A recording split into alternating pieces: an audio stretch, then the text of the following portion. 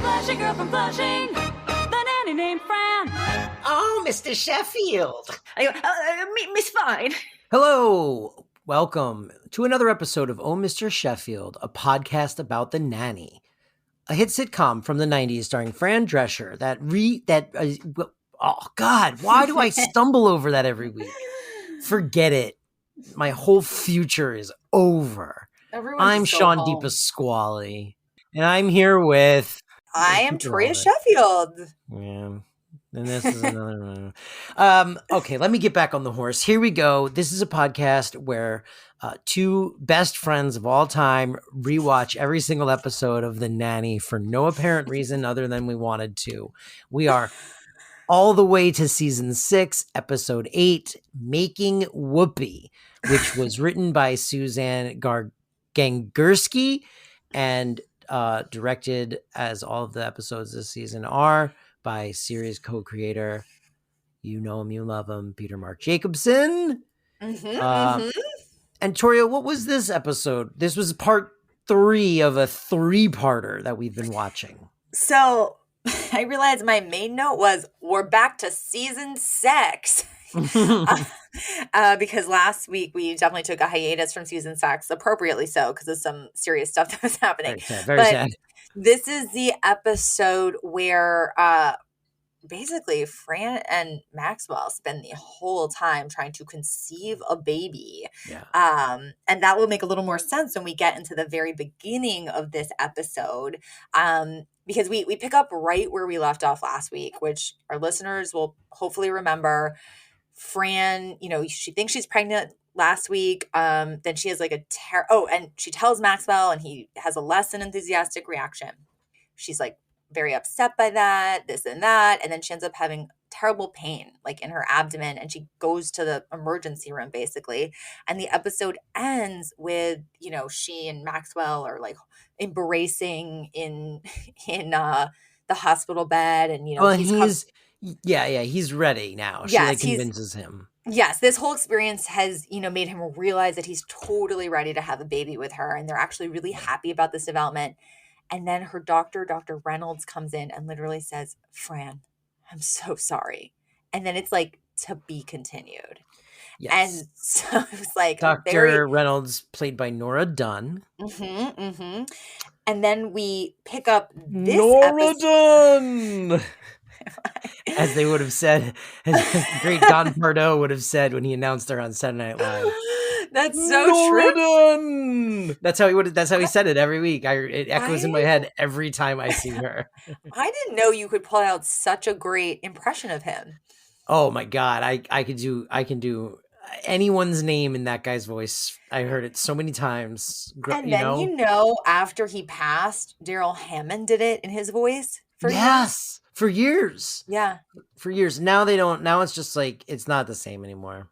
No, I mean, nothing. You really need that voice. I know. Yeah, I hate the new intro, actually. But, that was a tangent. We got off topic because now this week we start right where we left off, except Sylvia has come in the room. So they slightly change it, I think, because they just wanted Sylvia in the room for this next part.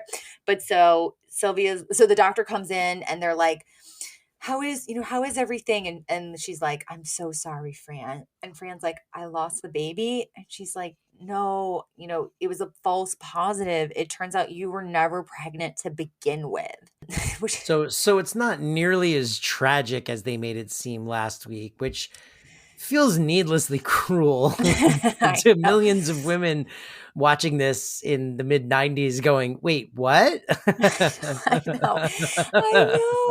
But then they instantly turn it to chuckles and yucks because Sylvia instantly becomes enraged. And she's like, what? She's like, and she looks at Dr. Reynolds and she's like, well, you're going to have to call Myra Needleman and explain to her why the Hadassah newsletter suddenly has no headline. And basically chases her out of the room because Sylvia had clearly called every single person she knew in their Jewish community. And so after she and the doctor leave, it's now just Fran and Maxwell alone in the room together again. And they kind of take a beat to process the news. And there's actually a very sweet moment where he's kind of like, oh, darling, like I can't even imagine how you must be feeling. Like, Yeah. are you okay? And she really puts on a brave face and she's like, oh, yeah, you know what? I guess it just wasn't meant to be. It's okay. I'm fine. Like you go pay the bill and like we'll go home. Also so sad that like your first thought after being in a hospital is like, okay, you go pay the bill. Like, America. for profit healthcare, man, it's brutal. But so he leaves and she ends up just like breaking down crying because she is putting on a brave face, but she was actually really attached to the idea of this, and she it's really sad for her. She was very excited the last episode at the prospects of this. And Yeah.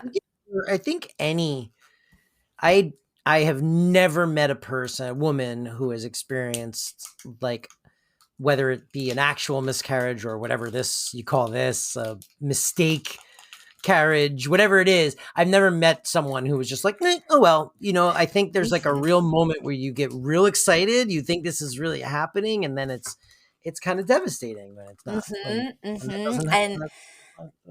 So well, and they actually play like very sad, like sitcom music, and they don't even do the opening credits. No, like it's cut very right to just a sad, frozen, animated title card. There's not even, it's just like a picture of like an animated Fran Drescher, and it goes like na na na na na, and it's like, oh my god, I went, oh no, is this gonna be like a very special episode?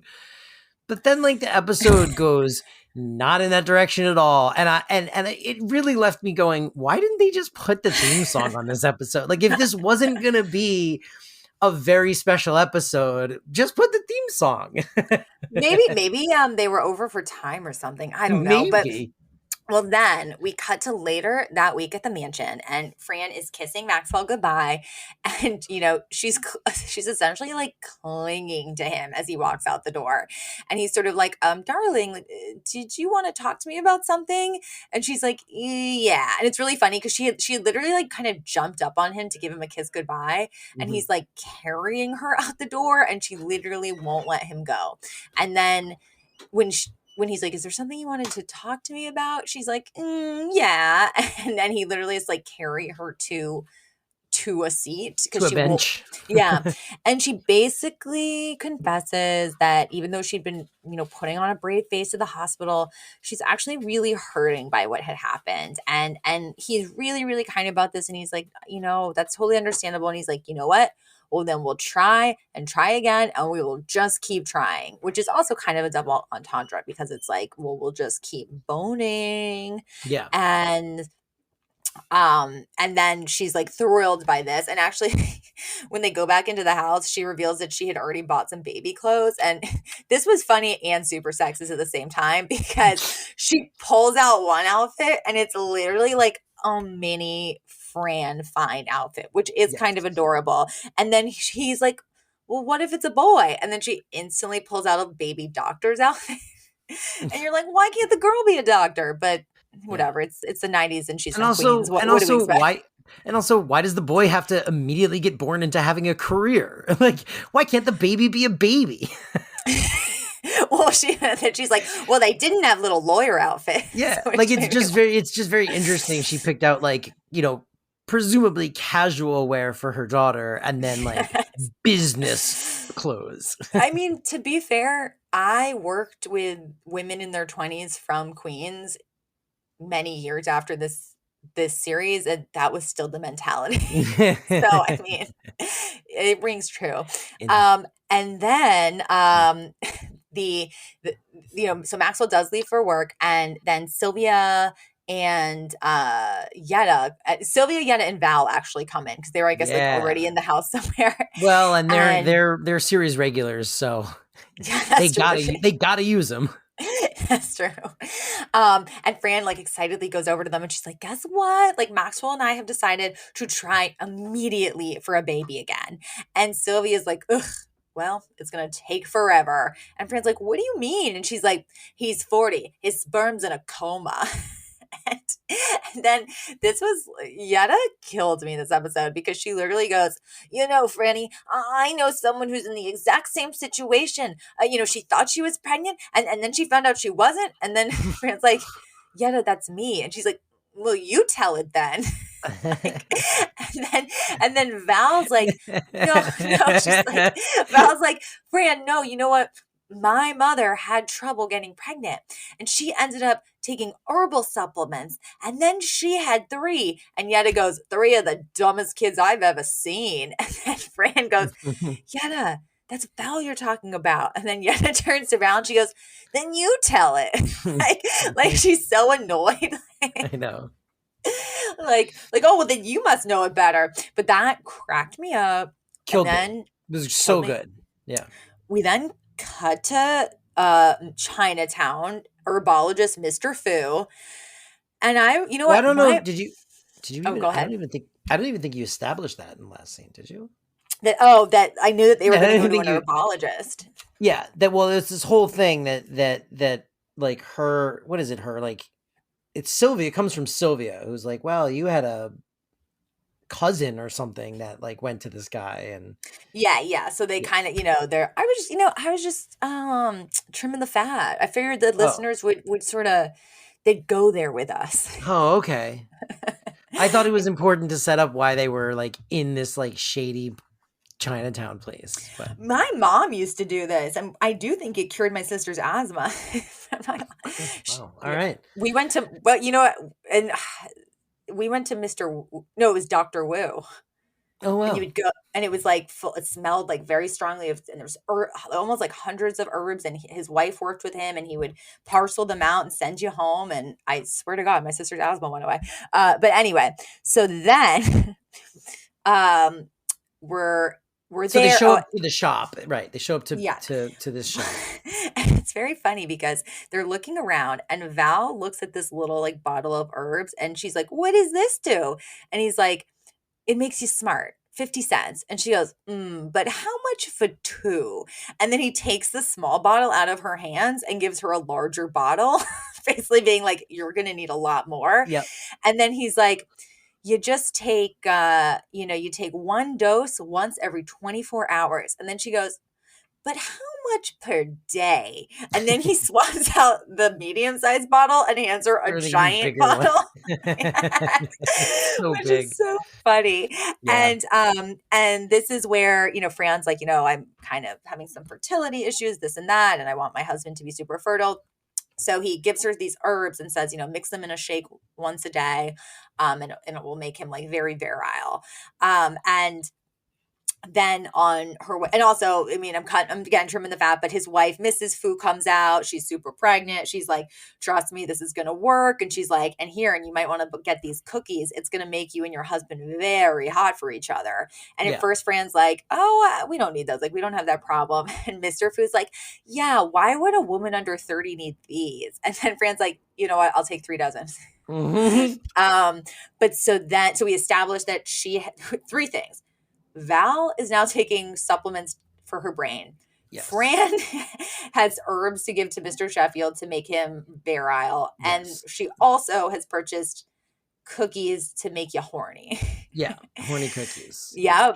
And then we go back to the mansion. And this was the part of the episode where I completely stopped taking notes because so much was going on. And it was so also heightened. I literally fell into like a coma. Like I was just like, what is going on? And then I came out of it somewhere later and I watched this episode like I was watching a train crash and I couldn't look away. Wow. But did you clock? We finally reached the flowers for Algernon episode. I did, because my note right before I went into my coma was, oh no, it's the flowers for Algernon episode. But here's the thing. Not that sad. They didn't do it in a sad way, Which I am grateful for. Yeah, me too. I was very nervous at first. I was like, oh no, is this going to be sad? But they didn't really do it in a sad way. They did it in a very funny, like, she's taking the supplements. She gets very, very smart for one scene. And then she's an idiot again. And Fran's like, why are you dumb? And she's like, So like, Like, well, the thing is, in this scene, Fran is in the kitchen, like trying to figure out like the dosing, and she's kind of confused. And Val actually explains it to her. She's like, "It's quite simple, Fran. You just do this, this, and this." yeah. And she's like, "Wow, Val, I think those smart herbs are working." And then so much so that Gracie comes in and she's like, "Fran, I need some help with my homework." And Fran's like, Of course. Like, what subject?" And she's like, "Honors Algebra 2." And Fran like instantly looks terrified. But then Val looks at the paper and she's like, "Ugh, your square root's off." And Val's it's just shocking. And then she ends up going upstairs to help Gracie with with her like complicated math homework, which is Yeah. a very funny beat. And then Fran walks out with a shake because she's ostensibly going to go give it to Mr. Sheffield, but not tell him it's a horny shake Yeah. because she doesn't want to like affect his confidence. So she leaves while Niles and Cece come in, and they're doing their like casual verbal sparring. And while they're doing it, they both start unwittingly nibbling on those horny cookies, right? And I was like, "Oh my God. Wait, what were you calling those cookies?" I wrote Niles and Cece ate the fuck cookies. Yes, that's what it was. The fuck cookies. They were fuck cookies. I went, oh no. Oh my God. And that's exactly what proceeds to happen, because like it's really funny. Like apparently within the mythology of the show, the way these cookies work is you eat them and then you turn around and the first person you see you get horny for. So like, because like Cece's eating the cookies and seemingly they're having no effect on her because she doesn't really seem horny. She's like talking and eating. And then Niles comes in and he eats a cookie and she's got her back to him. And then he turns around and as soon as he makes eye contact, he goes like into like a horny state.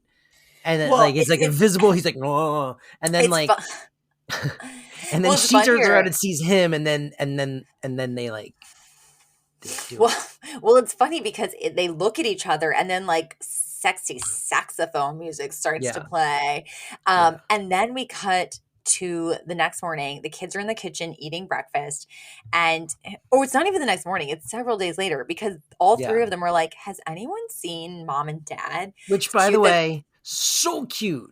I loved it. I was like, I love that they're just calling them Mom and Dad now. It made me want to cry. It makes you want to cry, and then because and then I was Googling if fuck cookies are real. Yeah. Is this real?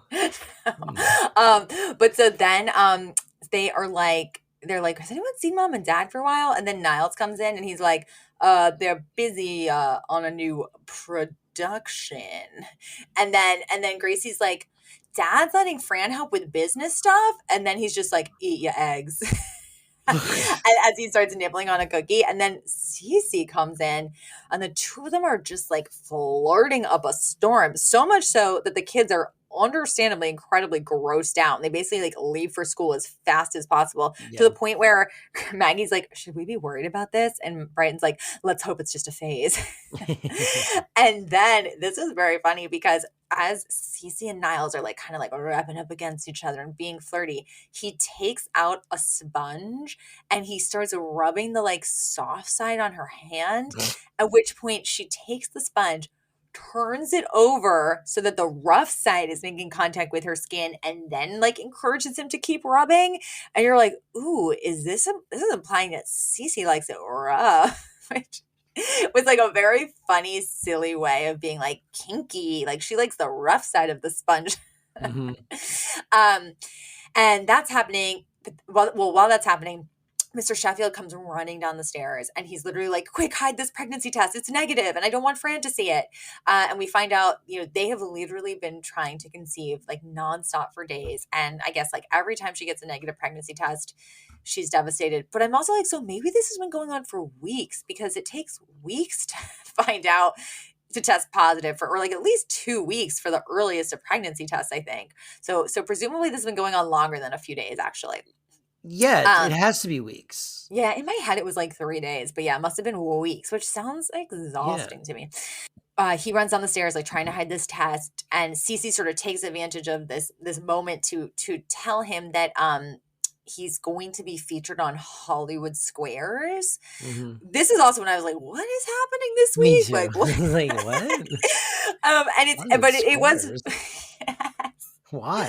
That was my note was just like, but why? There's so much going on. Why are we doing this? And then we were there, and then friends running through the squares to have sex with Mr. Sheffield. Stop And I'm jumping like, what is ahead. going on? Stop jumping ahead. Well, what happened? This was funny though, because at first, so Cece is saying that, like, she's like, well, Andrew Lloyd Webber was going to be on Hollywood Squares, and Mr. Sheffield cuts her off and is like, oh, what a sellout. And he calls himself a man of the theater. And then she's like, well, he can't do it, so they want you. And he goes, I'm going to be on Hollywood Squares, which was very funny. I love when he's such a dope. Like, that's my favorite Mr. Sheffield version. So he's super excited. But then Fran comes riding down the stairs looking for that pregnancy test, and he tries to distract her with the Hollywood Squares news. And you know that Fran wants a baby when, like, it didn't even distract her. Like, she was just like, okay, cool, great, Hollywood Squares. Well, where's that pregnancy test? And then he's like, and you can invite your mother. And she's like, it was negative, wasn't it? Like, she instantly knows what he's doing. And so then we cut to the pharmacy, and it's Fran, Val, Sylvia. And this is the pharmacy where we've been at a couple of times before. It always is a hilarious time at the pharmacy. I love their pharmacy. Me too. Me too. The pharmacist is great. That's why. Yeah. And so like, they're clearly there to pick up while they're there, we get a little exposition where Fran's like, I just can't believe I'm not pregnant yet. And Val's like, there's nothing wrong with you. It takes time. And she's like, well, if there's nothing wrong with me, why did Dr. Reynolds prescribe these hormones? And so that's why we're at the pharmacy. See, like, we established that. But then Sylvia goes, it's very common to take hormones. Your Aunt Addie and your Aunt Addie and Uncle Artie both did. And then she's like, Ma, that's because Uncle Artie became Aunt Addie. And Sylvia goes, shh, she's collecting 2 Social Security checks. And I was like, what a progressive joke for the time. So great. Such a great joke. So good. So good. And then, as if that wasn't good enough, that hilarious pharmacist who, this is like the 3rd time they've used him. I love this guy. He loudly announces over the microphone. He's like, Fran, fine. Oh, no, he actually says Fran Sheffield. He's like, Fran Sheffield, your hormones are ready. And she, like, runs over. She's like, do you got to announce all my business? And then into the microphone, he goes, what's the big deal? It's not as bad. It's not as bad as when you had that nauseating rash. And then he gives her the hormones, and he also gives her an ovulation test. And he's like, remember, you can't have sex until you are ovulating. And I forgot, I was going to Google if that's a thing. Is that a thing that you're not supposed to have sex until you're like, why should you not? I'm going to do that right now. I mean, I don't know that it's, I had never heard, I know you're supposed to do it when you're ovulating. I think maybe the implication was like, don't be doing it like because you want him to be all like saved up, for the event. Like, just do it when it, like, only let him, ejaculate one time when you're ready to do it at the height of your ovulation. That's how I took it. I don't think it's like you can't. I like no, but they definitely played into that. I'm just hold on, wait, should you know? Because remember, it was very much like we have to abstain until I'm ovulating. Right. So wait, should you not have sex until you are ovulating to get pregnant? Let me see.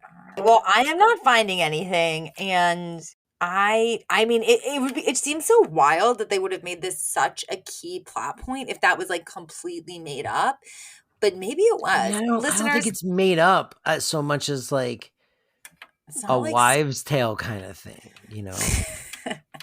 Maybe because it's like, yeah, maybe you're right. Maybe you're right. Listeners, if you know, let us know.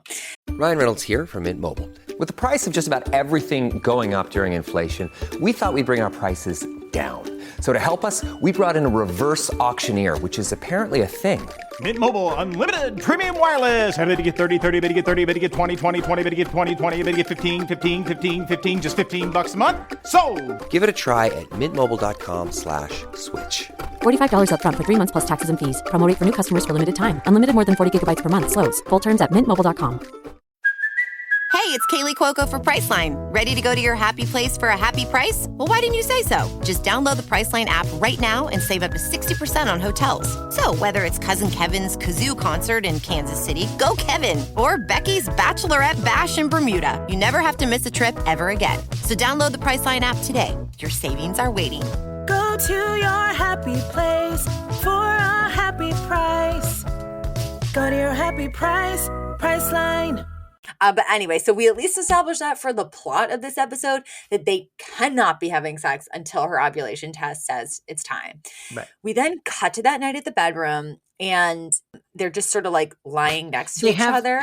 They have a bunch of pillows between them. Like, I don't know if you caught that, but they literally built like a wall of pillows between them on the bed, which I rolled my eyes at because I was like, oh, come on. These... A, that's not a barrier, and B, why would they do that? Well, okay, but here's the thing. Think about this. Silly. We're thinking of them as an old married couple, but think about how people are the first couple months they are in a relationship. This is the first couple months. Their new relationship energy. I guess. And what I found more concerning was that they truly had nothing to talk about. That's what I'm saying. I mean, that's what I mean is like I don't know. It's just like if you had told me and Elizabeth in the first year of our relationship, oh, you can't. Okay, you gotta wait. It's not like we would have like had to put pillows between us and like slept apart from each other. Like, but we were even younger than they are. We've established that they're horny for each other, and Mr. Sheffield has been pumped full of horny smoothies and cookies this whole week. Well, we never actually see Mr. Sheffield or Fran eat those cookies. So I actually think they never ate the cookies. This is what Monica and I always get annoyed at especially when we're writing. We go, you're being the logic police. Nobody likes the logic police. When you're watching a summer blockbuster, when you're having fun at the movies, when you're watching a show, like you're missing the forest for the trees. The point is they're not supposed to have sex, and they're like, we don't have anything in common. Yeah. And then they're like, if we're not having sex, what should we do? And he's literally like, well, you abstained from sex for 5 years. How did you manage it? And then it instantly does a quick cut to them pouring M&Ms into tubs of ice cream. And he's like, more M&Ms, darling. Like the implication being that you just eat your feelings and your libido. Yeah. That is what you do. Yeah. That is how you do. That's how you do it. And then you get low self-esteem and you don't want to date because you feel bad about your body. It's a real beautiful cycle of life. But so then we have that hilarious joke. It doesn't stop when you're married. No, it never stops. It never stops. The cycle of self-loathing is more like a continuous stream. So then cut to the Hollywood Squares scene, which is Fran, Val, and Sylvia and Yetta in the audience of Hollywood Squares. And Yetta thinks she's on Let's Make a Deal, which was a game show from the 60s. And they're in the audience while Mr. Sheffield is one of the contestants. And if I don't know, how would you describe Hollywood Squares to anyone who hasn't seen it? Oh, it was great. Okay, so it's basically tic-tac-toe, but inside each of the squares, they would have a celebrity making jokes, and then the host would ask one of two contestants a question. The celebrity in the square would then give their answer. If the celebrity in the square was under no obligation to give a true or correct answer, and the game was if you could suss out whether they knew what they were talking about or not, and if their answer was correct or not, you then could say, you would be like, okay, I agree. Or you could give your own answer, right? Or be like, no, I disagree. Like, that's not the correct answer. If you're right, then you get like an X or an O. And the whole point was to do tic-tac-toe. So like, you would pick like, okay, top left square to start, and they would ask you a question, you'd get it right, you get it a circle, and then if the next contestant would be like, okay, I'm gonna do the bottom left to try to block the X from going down, And it was obviously really, really fun because there'd be these, celebrities, because it was Hollywood Squares, because it was like famous people. Great. Yeah. And Sometimes it was like they usually had Kermit the Frog in a square. it was a fun, silly show. And in this particular episode, it actually had like a lot of people who were regularly on Hollywood Squares at the time. It was literally like, it was Whoopi Goldberg, Howie Mandel, was it Bruce Valanche? Was that his name? Bruce Valanche. Valanche, Yeah. Caroline Ray. They also had Coolio, a friend of the show, Coolio. Friend of the show, Coolio. Well, I mean, all of them, Caroline Ray, I feel like was on the show before. I know Whoopi's been on the show before. Tom Berenger, I think also maybe was on an early season, the host. Well, and one thing that's very funny is all these different celebrities keep saying things and the audience like laughs uproariously. And then when Mr. Sheffield tries to make a joke, literally nobody laughs. Terrible. They're bad jokes. He's such a dork. I love it. And well, during this, whole scene, Fran runs off because she needs to take her ovulation test, where you apparently have to take it at the same time every day. She comes back excitedly and she's like, Val. She's like, I'm ovulating.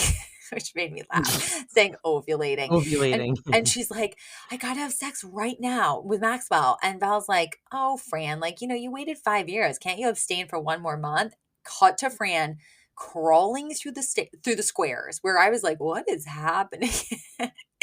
She's like on television, crawling through, behind all these celebrities to get to the square that Maxwell is in. She literally like crawls behind Whoopi, and Whoopi's like, what are you doing? And she's like, I need to have sex right now. And Whoopi's like, usually people are asking for an autograph. And then we cut to Fran. I gotta say that this sequence made me miss Hollywood Squares so much that I actually Googled online, can you watch old Hollywood Squares episodes anywhere? It was so funny. Actually, one of my favorite lines was was a joke between the celebrities, which was so, I'll put it in favorite lines and moments though. Yeah. But so we then cut to Fran and Maxwell like hurriedly rushing down a backstage hall because she presumably literally dragged him away from his Hollywood Square, which would just be insane. And they pop into Whoopi's dressing room. They're literally in for 4 seconds and then they pop out, and she's like, I think that one took. So they did a real quickie in Whoopi's dressing room.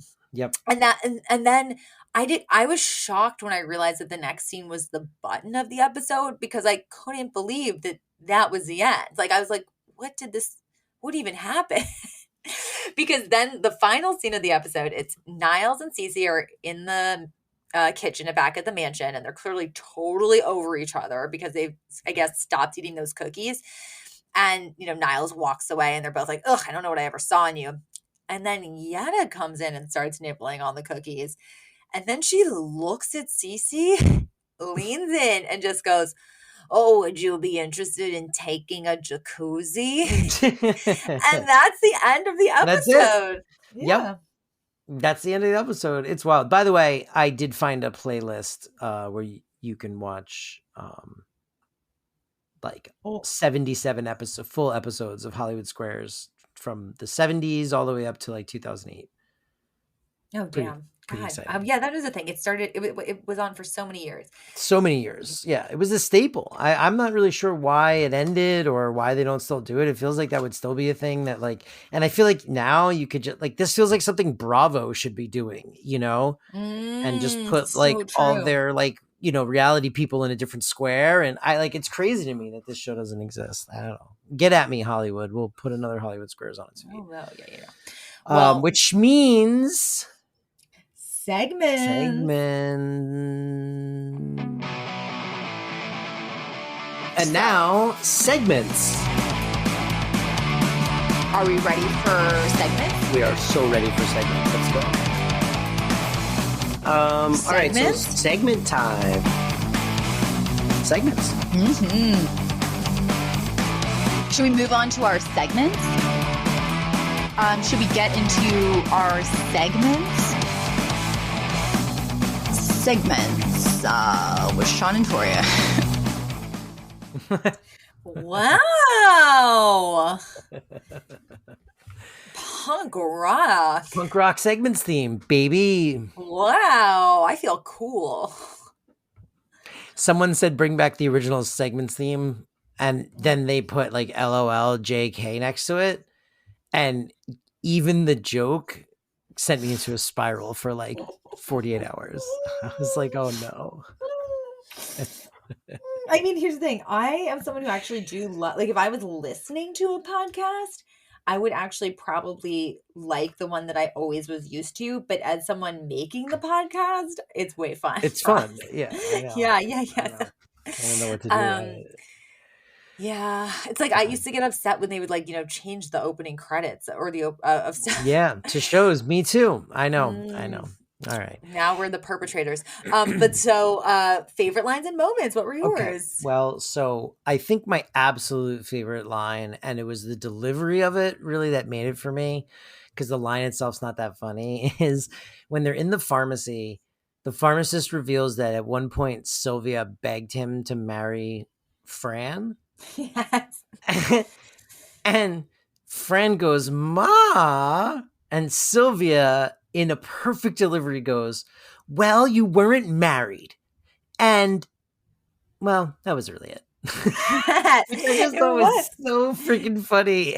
You weren't married, and, well, no, that was it. Just, you weren't married, so yeah, I told him to try to marry you. Like, I don't know what you want from me. And then she just, like, walks off. It was so freaking good. The other one you mentioned already, which was the OBGYN screaming at the OBGYN about the Hadassah newsletter not having a headline, which is very funny. And then the last wasn't a line, but I really liked Fran's little like ee noises when she was showing Max. Yeah. It was just really, it was like, I don't know, it was really like uncharacteristically like adorkable for her, you know? I thought it was really cute. And I think it's funny too, because it's like, usually when you've been watching a show for this long, you've sort of like seen every like bag of tricks that somebody has. And just the idea that it's like, she is so excited. And that probably, I wonder if that was direction from Peter Mark Jacobson being like, oh no, it would make sense. And it was so cute. Just her going like, ee. And then he's like, what about a boy? And she goes, ee. I just thought it was adorable. Really like that is so true. Yeah. One of my favorite lines, when Cece is talking to Niles and he says something mean to her and she's like, I have a really great comeback, but don't you have to go wash your boss's underwear? Which is a comeback in and of itself. So such a mean burn. I really liked, I already said this, that's because Uncle Artie became Aunt Addie. And then she's collecting 2 Social Security checks.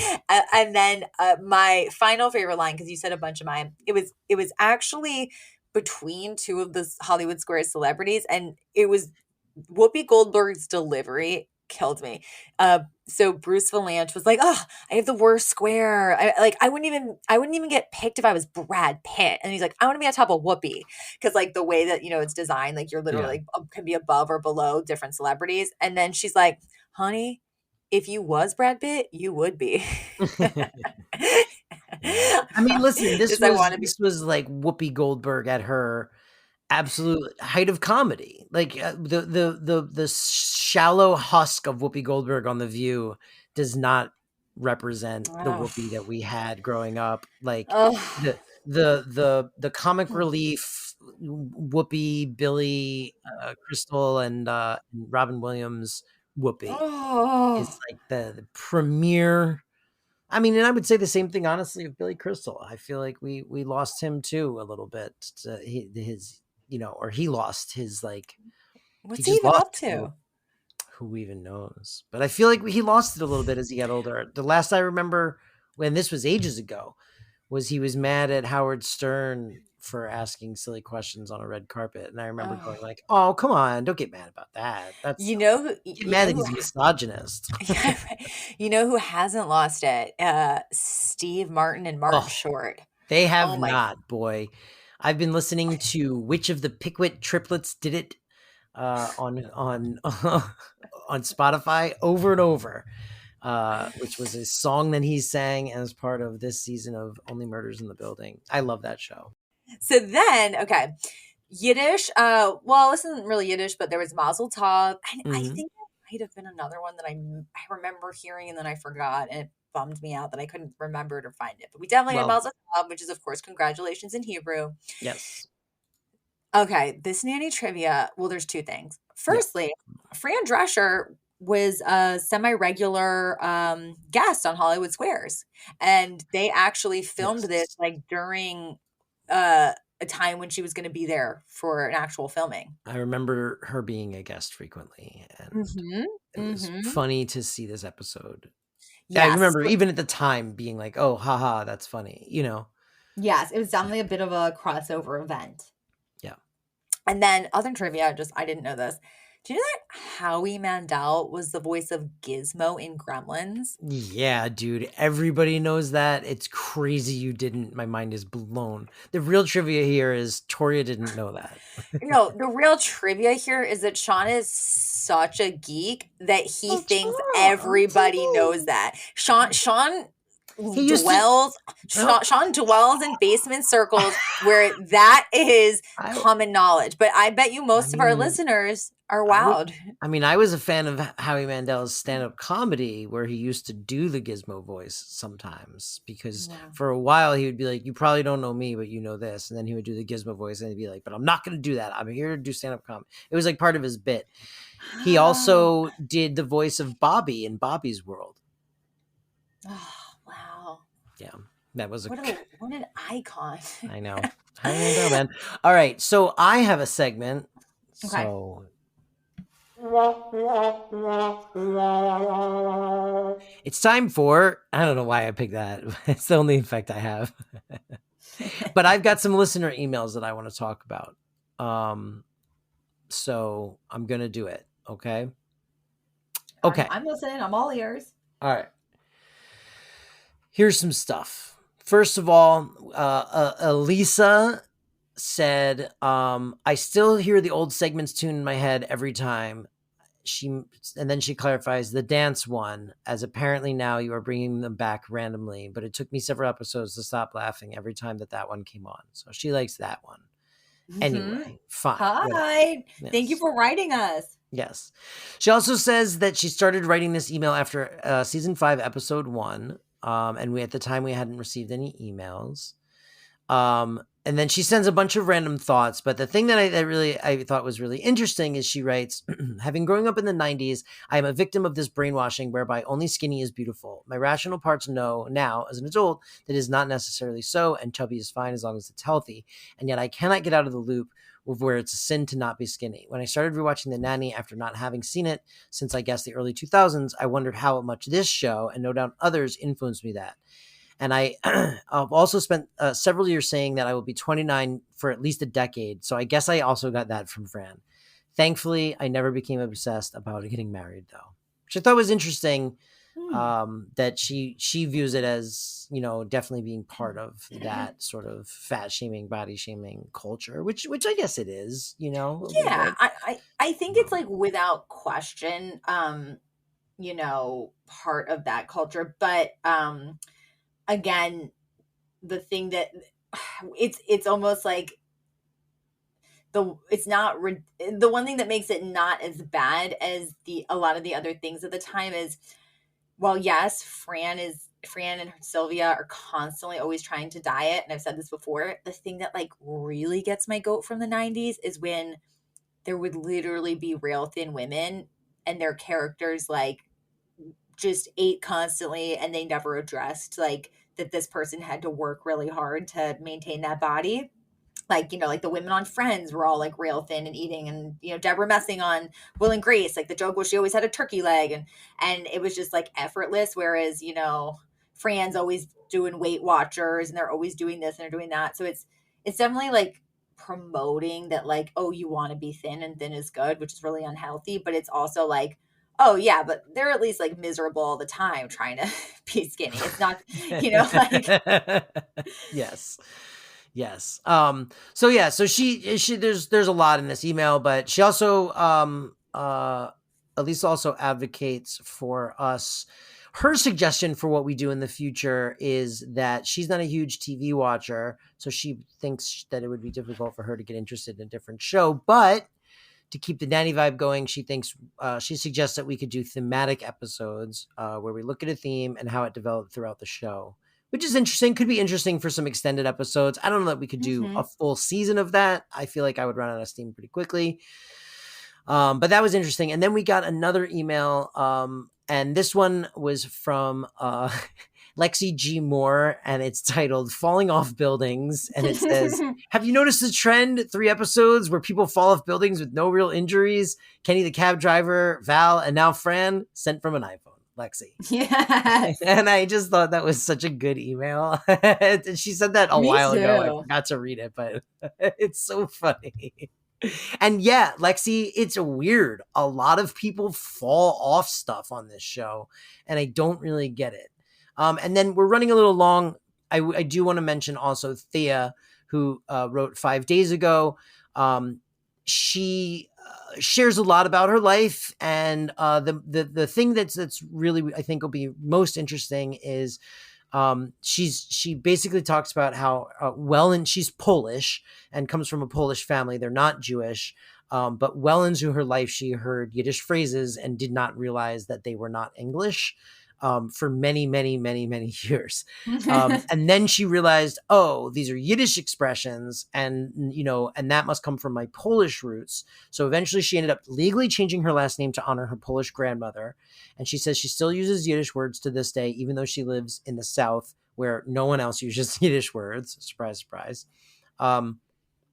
She also started working for a Jewish nonprofit after grad school, and had programs for older adults, including special programs for Holocaust survivors. She says the Jewish religion has a very special place in her heart. As one of her coworkers used to joke that the best month to work for a Jewish organization is September, because you would have almost the entire month off, which is all 3-day weekends.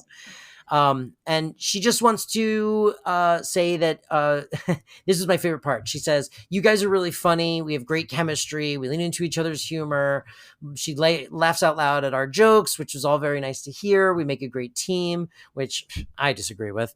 But then what podcast is she listening to? This was the cool part. She goes, on a road trip with my husband recently, I mentioned how funny that I think the both of you are, and I like the podcast. My husband has seen maybe 1 or 2 episodes of The Nanny, but he was like, well, throw on an episode. Let's give it a shot. He also loved your show, and he laughed at all of your jokes. Thank you for providing entertainment during our 2 8-hour drives to and from Florida this past weekend. Oh my God. I cannot begin. She adds, and this is the most important part, is why I've kept you all here. I cannot begin to describe how excited he was when he heard you mention possibly rewatching Dinosaurs. He mentioned it a few times over the course of our trip. Please consider this another vote in favor of Dinosaurs as your next podcast. Thank you for all your hard work. Blah, blah, blah, blah. Warmly, Thea. I'm not going to give it her last name, but Thea. Thea, this was an awesome email. Tori, I don't know if you read this one in full yet, but you should go into our email and read it in full, because it's actually beautifully written, which is not a shock because Thea's got a master's degree. And oh my God. Yes. Wow, that's legitimacy. I know. Sean dropped out of art school. I know. Seriously. So I thought it was really interesting, and hi to Mr. Thea's husband. And I love it. I still think we should do a dinosaur. I'll tell you what, if Toria doesn't want to do a dinosaurs podcast with me, I'm going to reach out to Thea and see if her husband will. That's amazing. Oh, that made me feel so happy. Isn't that exciting? Yeah. Anyway, if you've stayed this long, you are a true fan. Thank you for listening. Thank you for writing in. As always, you can. Oh wait, we didn't. Wait. Jesus. Real quick. Who are you? Who am I? I'm just a man, Toria. Who is I? I guess I'm Fran, because if I found out we were having a baby and then we didn't, I would immediately want to start trying to have a baby again. I guess